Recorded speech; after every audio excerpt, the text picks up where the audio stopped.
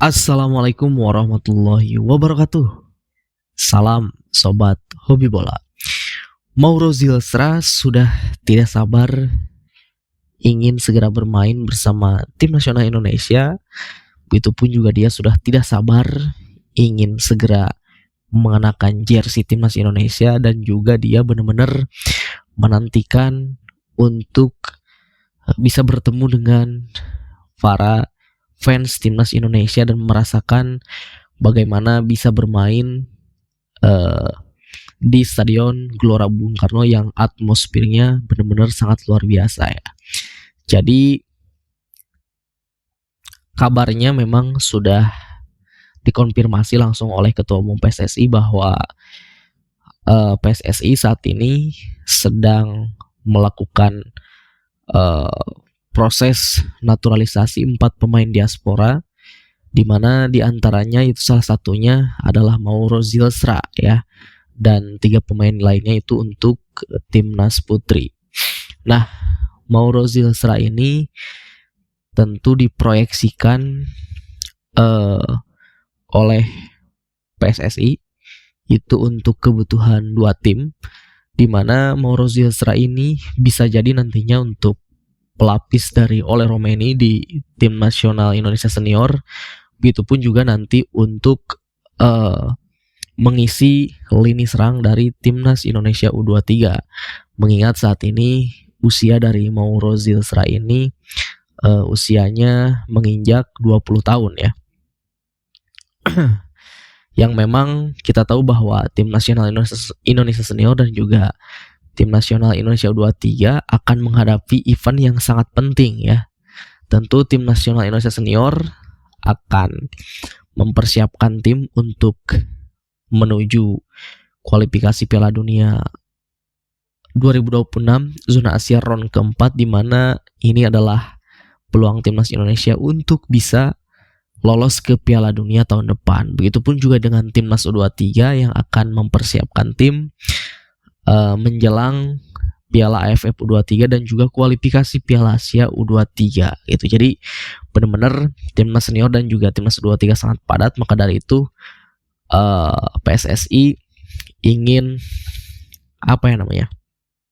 mempersiapkan tim dengan sebaik mungkin ya. Salah satunya yaitu dengan memproses naturalisasinya Mauro Zilstra ini. Jadi kabar atau gosip mengenai Mauro Zilstra ini akan dinaturalisasi sebenarnya sudah lama ya. Sudah sejak dari tahun lalu, bahkan dari tahun 2024 banyak sekali yang mengabarkan bahwa rumor mengenai Mauro Zilstra ini akan menjadi warga negara Indonesia itu benar-benar sangat kencang. Dan memang garis keturunan Mauro Zilstra itu berada pada neneknya. Kalau tidak salah ada yang mengabarkan dia keturunan dari neneknya dari Bandung, katanya seperti itu. Mungkin nanti teman-teman kalau misalkan ada yang lebih tahu, kalau salah boleh dikoreksi ya. Itu jadi garis keturunannya dari nenek yang memang itu adalah eligible ya, karena itu merupakan batas terakhir garis keturunan yang disetujui oleh FIFA untuk bisa diproses naturalisasi seperti itu. Nah, berbicara tentang Mauro Zilstra ini, tentu secara karir memang saat ini usianya benar-benar masih sangat muda, dan dia banyak menghabiskan karir di kelompok usia muda ya. Pernah bermain di AZ Alkmaar U18 kalau tidak salah, lalu pernah di Nijmegen, dan juga terakhir sekarang di Volendam U21. Walaupun juga sempat bermain di tim utama Volendam, tetapi baru beberapa pertandingan, baru sedikit gitu diberi kesempatan oleh tim utama Volendam kepada Mauro Zilstra ini. Kurang lebih sekitar musim kemarin 2024-2025, Mauro Zilstra itu mencatatkan 7 pertandingan bersama tim Volendam senior, 6 pertandingan di Eerste-Divisie, dan juga sisanya 1 pertandingan itu di KNVB Beker. Ya, mudah-mudahan kedepannya Mauro Zilstra ini semakin mendapatkan kesempatan bermain bersama tim seniornya Volendam ya, karena memang saat ini Mauro Zilstra menghabiskan waktu atau menit bermainnya karirnya di tim Volendam U21 gitu. Dan sempat ditanya juga Ketua Umum PSSI Bapak Erick Thohir oleh beberapa wartawan dan juga media sejauh mana proses dari naturalisasinya Mauro Zielstraini, mengingatkan saat ini tim nasional U23 tentu akan segera berlaga di AFF, begitupun juga dengan timnas Indonesia senior nantinya Oktober akan mempersiapkan tim juga gitu. Jadi Ketua Umum PSSI mengatakan bahwa saat ini sudah dilakukan prosesnya sedang berjalan, dan PSSI pun sudah mengirim surat kepada Kemenpora, dan Kemenpora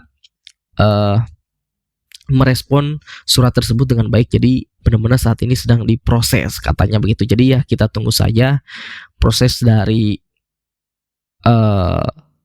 pengambilan kewarganegaraan atau kewarganegaraannya dari Mauro Zielstraini. Mudah-mudahan keempat pemain yang akan diproses naturalisasi ini prosesnya berjalan dengan lancar ya, seperti itu.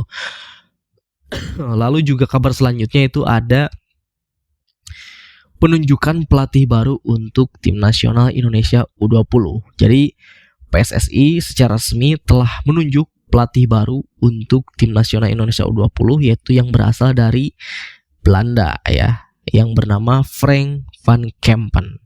Nah, mungkin kalau teman-teman yang mengikuti persiapan timnas U23 saat ini, Frank van Kempen ini juga termasuk bagian dari komposisi pelatih dari timnas U23 yang memang merupakan asistennya dari Gerald van den Berg di timnas U23. Jadi si Van Kempen ini tentu secara pengalaman dia sudah malang melintang di Belanda, di sepak bola Belanda, dan dia juga sudah kenyang akan pengalamannya menjadi dirtek akademi di klub-klub muda Belanda gitu, dan juga pernah melatih timnas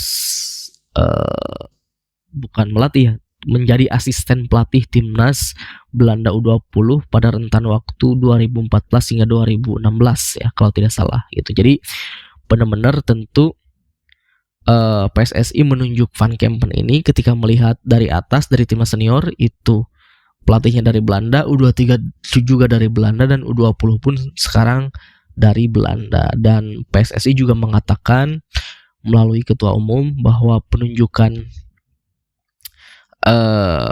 Frank van Kempen ini ditunjuk sebagai pelatih U20 itu benar-benar untuk strategi jangka panjang. Jadi selain ditugaskan sebagai pelatih, ya si Van Kempen juga diharapkan bisa benar-benar mengembangkan para pemain muda untuk tim nasional Indonesia gitu. Bukan di klub ya, tapi khusus untuk timnas. Jadi benar-benar Gerald van den Berg, Van Kempen, dan juga Simon Tahamata nantinya ini benar-benar akan berkolaborasi untuk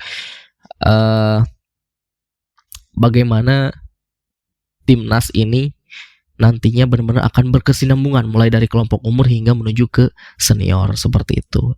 Ya tentu pastinya harapannya atau ekspektasinya lagi-lagi saya kepada pelatih baru ini cukup tinggi, mengingat prestasi tim nasional Indonesia U20 di Piala AFC kemarin kurang memuaskan di bawah pelatih Indra Syafri. Di Piala Asia tidak bisa berbicara banyak ya, sehingga tentu di bawah asuhan pelatih baru Van Kempen ini timnas U20 diharapkan nantinya bisa lolos ke Piala Asia, begitupun juga lolos ke Piala Dunia U20, seperti itu ya. Terima kasih, itu saja dari saya. Sampai jumpa lagi di video selanjutnya.